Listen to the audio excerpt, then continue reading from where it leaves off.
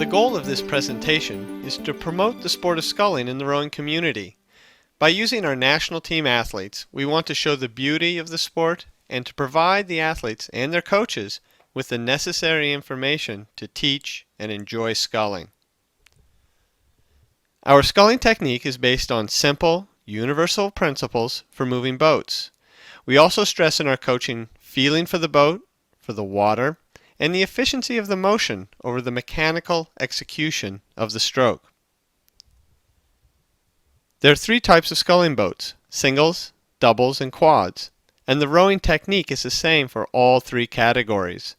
But because of the big difference in the speed of the different boats, there is a significant difference in the dynamics and the speed of the execution of the stroke. For example, it is definitely much more difficult to make a good catch or a clean finish in a fast boat like the quad than it is in the single. There are several rowing styles among scullers. The most noticeable differences are among the athletes who train mostly in the single and have developed their own style. Usually these style differences are due to the different builds of athletes, different levels of flexibility, different degrees of coordination, and so on. Despite the differences, we realize that all boats are moved by the following same simple principles.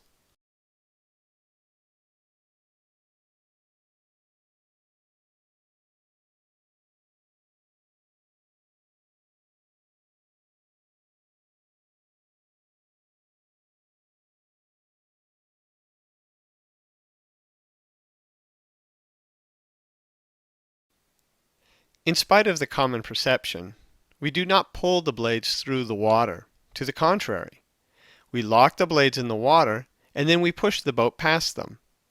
To do so, we need good placement of the blade in the water and a lot of feeling and patience as we execute the push of the boat. The drive has to be hard enough to move the boat, but not so hard that you tear the water.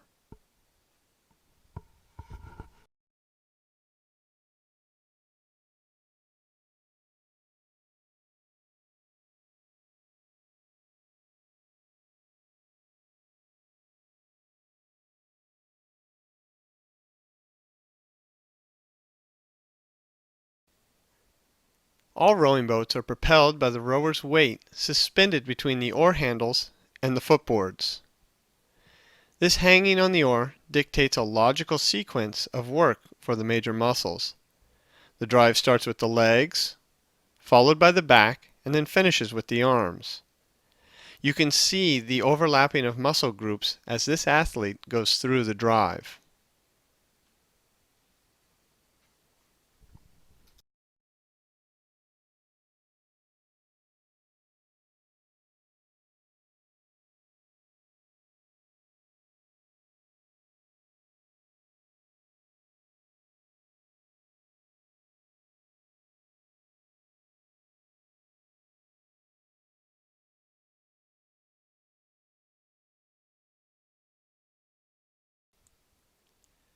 The third principle is that all motion in the boat is related to the speed of the boat.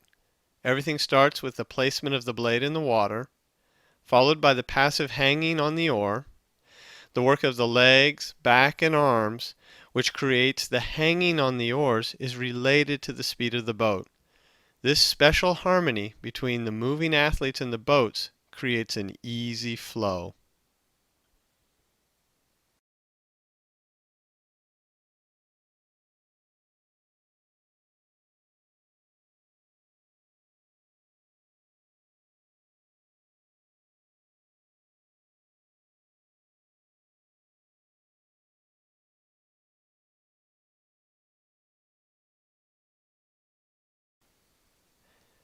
Let's start to analyze the sculling technique by using the three principles.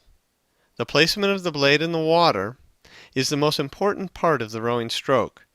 We need good placement without slippage to be able to hang on the oar, and we need good placement to be able to push the boat.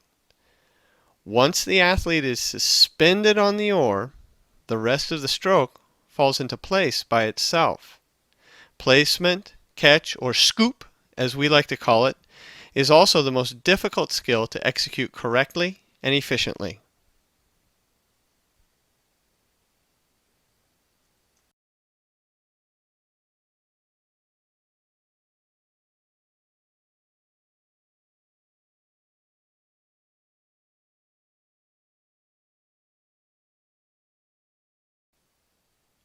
When we talk about placement, we have to talk about body preparation.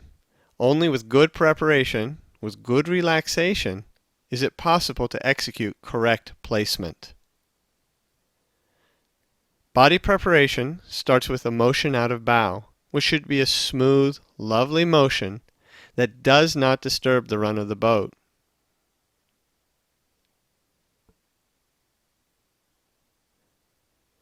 The hands flow away, pulling the shoulders forward, followed by the slide in one continuous flowing motion.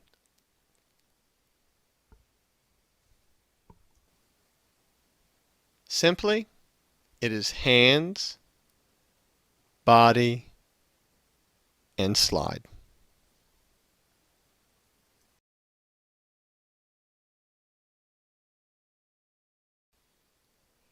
By half slide, the arms are completely stretched, the body is at maximum reach position, and the athlete is prepared to continue gliding forward and to place the blade in the water.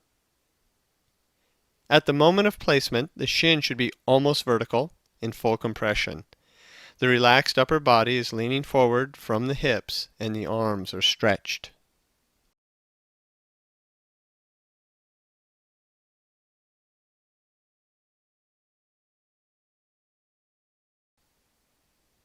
The actual placement is quite a difficult task. The last part of the slide going forward should be very relaxed and controlled. This relaxation will give the impression of slowing down. It will create a little more time to raise the hands as we are still going forward to place the blades in the water just before the change of direction of the seat. Just before we put pressure on the footboards.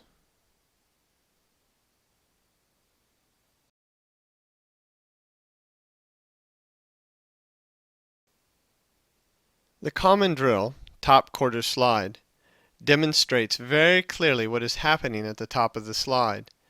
It makes it very visible how the hands motion up and the scoop of the blades into the water anticipates the moment of putting pressure on the footboards. Everything is a matter of coordination and correct timing.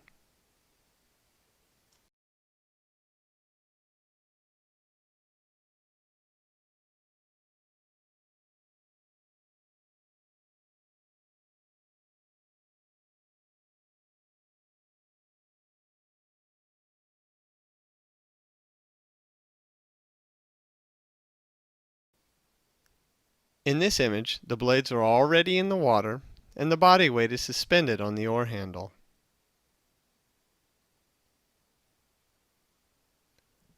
Here is the first part of the drive. The muscles of the back, shoulders, and the arms provide a firm connection and transition of power from the legs to the blades.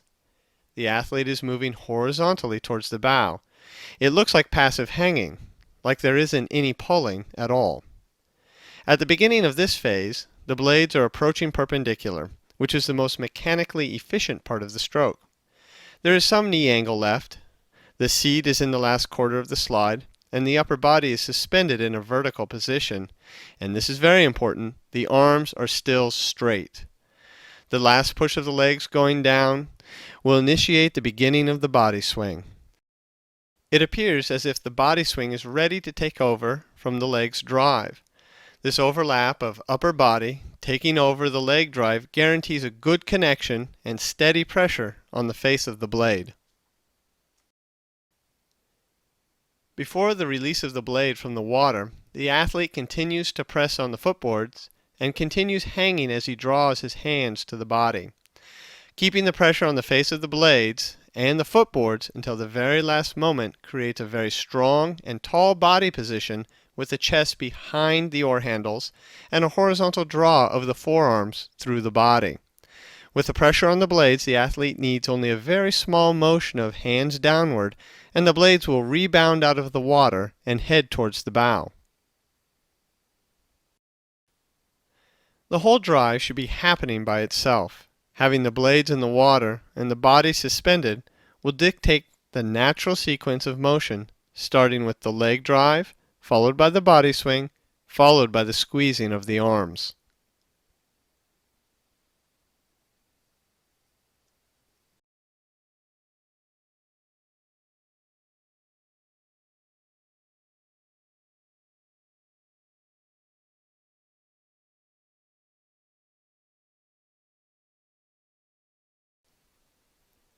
If the sculling stroke is executed with patience, relaxation before placing the blade in the water, patient blade work without tearing the water, easy rebound from the water at the finish, and a fluid motion of the hands, body, and slide out of the bow, it creates a very characteristic rhythm. A rhythm that looks a little lazy or like slow motion on the slide, but with a quick change of direction at the catch, invisible power, and acceleration through the water, and no hurry flow out of bow, it will look like the athletes are rowing at a lower cadence than they actually are. There's no excitement, haste, or panic at any part of the stroke. All changes of direction are smooth and fluid. Everything is happening automatically. It is a perfect state of flow.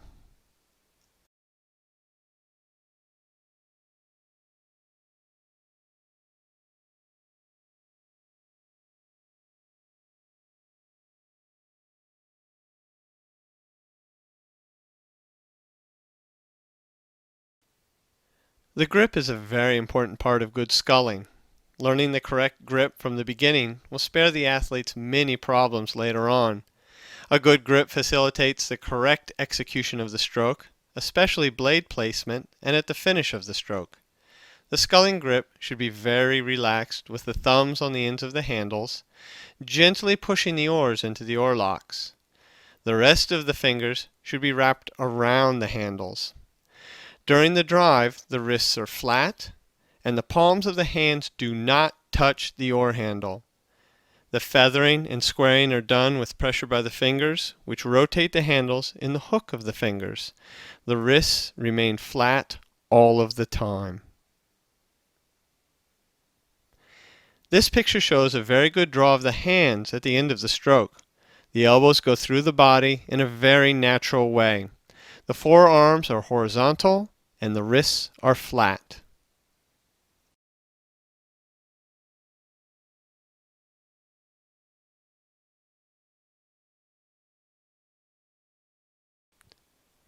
Blade work has a direct impact on the speed of the boat.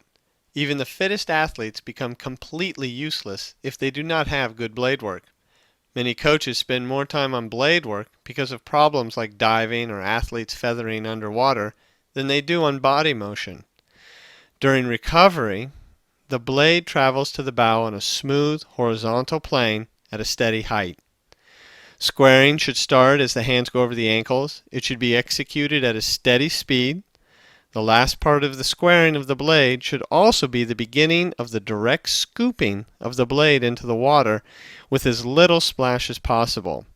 And that answers the very common question of how much front or back splash should there be?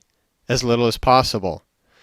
Direct placement will secure the blade in the water and allow the athletes to hang on the oar. During the drive, the blade remains evenly buried in the water with steady pressure on the face of the blades. Pushing the hands down in a quick fluid motion will extract the blades from the water, and at the same time it will release the pressure on the footboards. The effect of this action is the blades rebounding out of the water, at first squared and then feathered. The direction of the rebound of the blades out of the water is up and back towards the bow.